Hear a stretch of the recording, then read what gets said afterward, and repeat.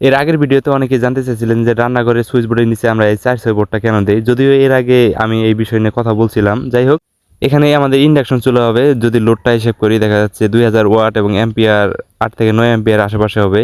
এবং এই চুলাকে power of করার জন্য আমাদের যে সকেটের মধ্যে সুইচটা আছে সেই সুইচটাকে অ্যাম্পিয়ার কমপক্ষে 10 অ্যাম্পিয়ারের উপরে হতে হবে। আর এখানে দেখেন আমাদের এখানে রাইস কুকারটা 1500 ওয়াট, আর এটার অ্যাম্পিয়ার হিসাব করলে দেখা যাচ্ছে 6 থেকে 7 অ্যাম্পিয়ার। তো এটাকেও যদি ধরে নেই ওই প্রায় 10 এম্পিয়ারের মতোই লাগে আর কি। তো যাই হোক, দুইটাতে ধরে নিলাম 10 এম্পিয়ার।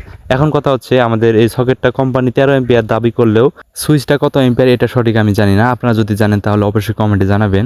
এবং আমার মূল কথা হচ্ছে এই সকেটটার যে সুইচটা আছে সেই সুইচটা যদি অন অফ করা হয় কিছুদিন পরে সেই সুইচটা নষ্ট হয়ে যায় বা ডাইরেক্ট হয়ে যায় বা গলে যায় এরকম। তো এই জন্যে আমি এক্সট্রা করে সুইচ এই সুইচ বোর্ডের নিচে দিয়ে দিই। ওই জায়গায় সবসময় প্লাগ ইন করাই থাকবে এবং এখানে সুইচটা অন অফ করবে।